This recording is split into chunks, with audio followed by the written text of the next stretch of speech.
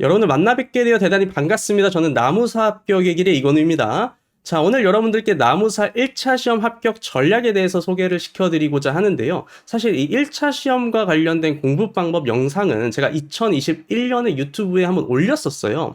근데 이미 시간이 좀 많이 흐르기도 했고, 그동안 우리 나무사 시험도 많은 변화가 있었기 때문에 그 변화에 발맞춘 새로운 합격 전략을 소개시켜 드리고자 합니다. 참고로 이 영상은 우리가 유튜브에도 올릴 거지만 제 이제 새 강의 OT로도 사용을 할 거라서 조금 홍보가 들어갈 수 있다는 점 미리 말씀을 드리겠습니다.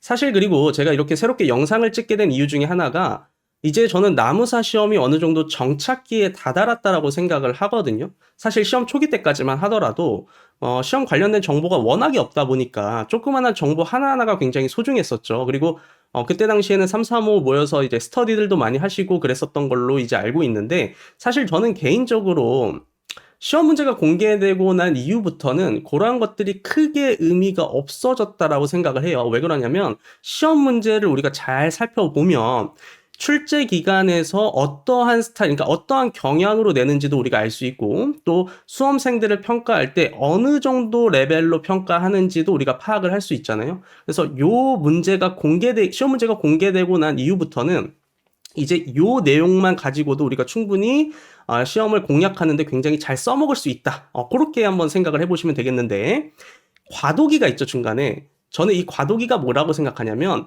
시험 문제가 공개된 거는 수험생 입장에서 굉장히 좋은 거지만 시험 문제가 뭐 한 두 개, 세 개 이렇게 공개됐을 때는 사실 그렇게 막 엄청 그 정보들이 물론 좋지만 그 정보들만 가지고는 시험 준비하기가 조금 애매했었단 말이에요. 근데 이제 어느 정도 시험이 쭉 진행이 되게 되고 꽤나 유의미할 정도의 시험 기출 문제들이 쭉 쌓였기 때문에 이제는 어느 정도 우리 나무사 시험이 정착기에 다다랐다. 그렇게 판단을 해서 이렇게 영상을 찍게 됐고요. 자, 그러면 아마 여러분들께서 이렇게 또 저에게 질문 주실 수가 있을 것 같아요. 기출 문제 중요한 거는 모든 사람들이 다 알고 있는 내용인데, 자, 그러면 기출 문제만 봐도 되는 거냐? 이렇게 질문을 주신다면, 사실 제 답변은 조금 애매하지만 세모입니다. 제가 설명드릴게요. 기출 문제를 보셔야 되는 거는 맞는데 기출 문제만 보셔서는 안 됩니다. 실제 시험에 나왔었던 요 기출 문제를 가지고 제가 좀 설명을 드려볼게요. 자, 이 문제를 보면요. 부후를 탐지하는 방법에 사용되는 장비가 아닌 것을 골라라 라는 문제예요. 정답이 4번이고요. 자, 그러면 기출 문제만 보신 분들은 1번, 2번, 3번, 5번만 부에 탐지하는 방법으로 체크하고 넘어가실 거잖아요. 그죠? 자, 근데 이렇게 하시면 안 됩니다. 이 문제에 나온 내용을요, 책에서 직접 찾아서 정리를 해 놓으셔야 돼요. 참고로 여러분들이 보시는 책들은 대부분이 수험서가 아니죠. 수험서가 아니라 전공자를 위한 전공책이기 때문에 수험생이 시험을 준비하는데 목적이 맞춰진 책은 아니에요. 그래서 여러분들이 직접 정리를 한 번쯤 이렇게 뭐 표로 하시거나 아니면 이제 뭐 그냥 줄글로 하시더라도 정리를 한번 하시긴 하셔야 될 겁니다. 그래서 아무튼 이렇게 새롭게 이 문제에 나왔었던 내용들을 책에서 찾아보셔야 되는데요. 그 이유가 뭐냐면은요. 요것도 실제 기출 문제예요. 부 여부를 확인하는데 필요하지 않은 장비를 물어봤어요. 아까 시험 문제랑 똑같은 걸 물어본 거죠. 그러니까 부 탐지에 사용하는 장비가 아닌 것을 물어본 거예요. 자, 보기가 물론 겹치는 것도 있지만 안 겹치는 보기들도 있네요. 그죠? 우리 요런 시험 문제들이 상당히 많이 나옵니다. 주제는 똑같은데요. 보기가 똑같지 않은 내용들.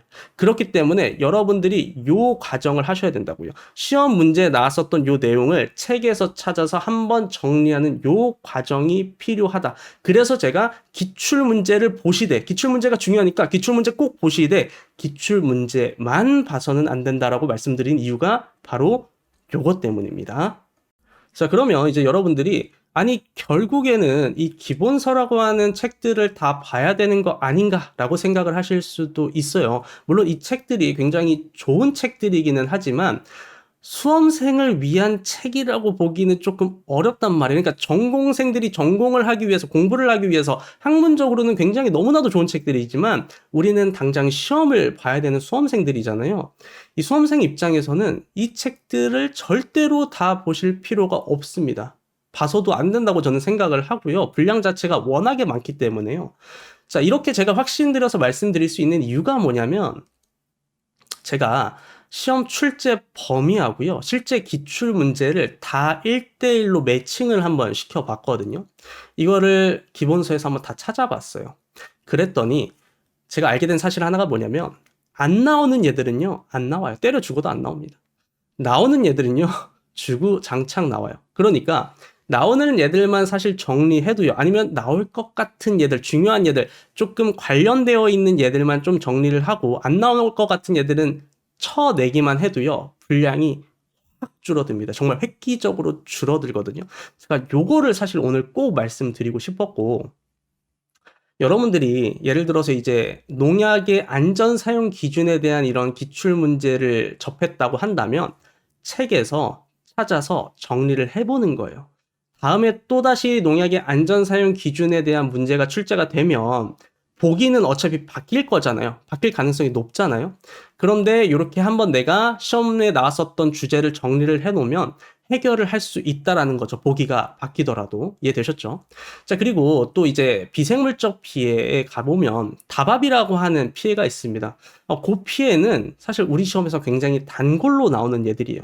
얘는 반드시 준비를 해 가셔야 되겠죠. 그래서 이런 식으로 기출문제에 나왔었던 내용을 여러분들이 교과서에서 찾아서 정리하는 요 과정이 무척 중요하다.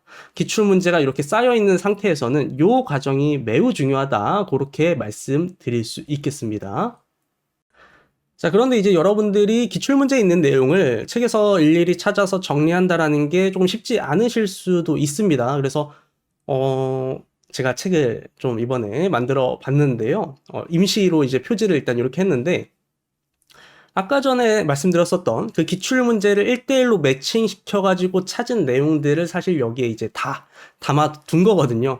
근데 이제 아무래도 원체 많은 분량의 책을 좀 이제 압축을 한 거다 보니까 좀 이제 설명이 필요해요. 압축해제하는 과정이 필요해서 제가 그거는 이제 강의를 통해서 최대한 쉽게 설명을 드릴 겁니다. 왜냐면 우리 시험 준비하시는 분들은 아무래도 비전공자분들이 많으세요. 그죠? 그래서 비전공자분들도 충분히 이해하시기 쉽게 풀어서 설명을 다 드릴 거니까요. 혹시나 관심 있으신 분들은 강의를 신청을 해주시면 정말 감사하겠습니다.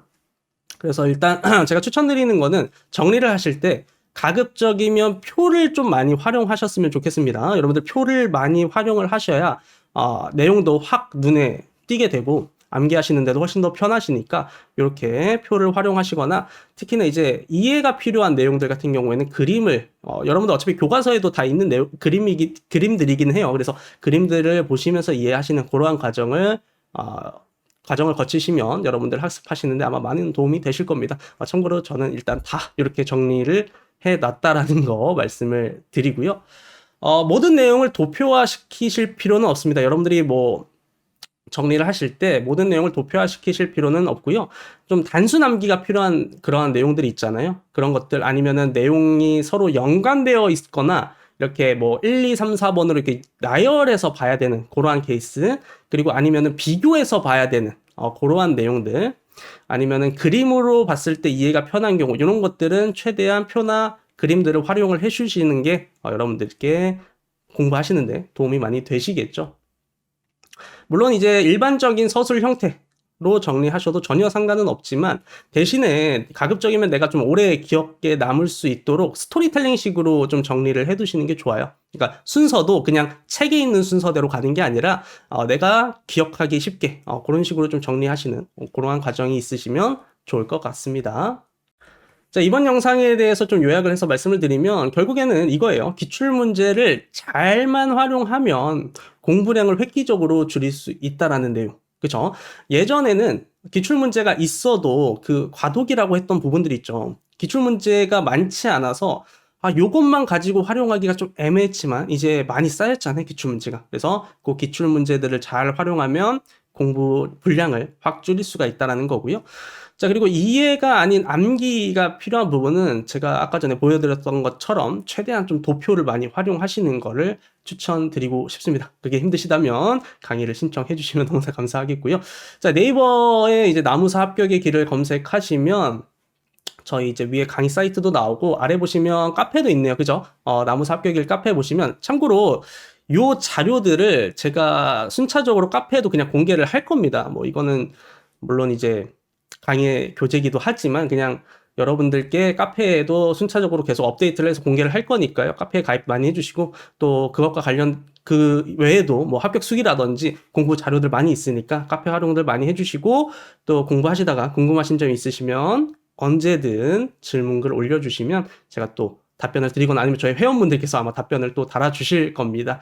그래서 여기까지 오늘 1차 시험 합격 전략에 대해서 한번 말씀을 드려봤고 여러분들 또 궁금하신 점 있으시면 언제든지 댓글 남겨주시거나 연락 주시면 감사하겠습니다. 자, 그러면 저희는 또 다음에 뵙도록 하죠. 감사합니다.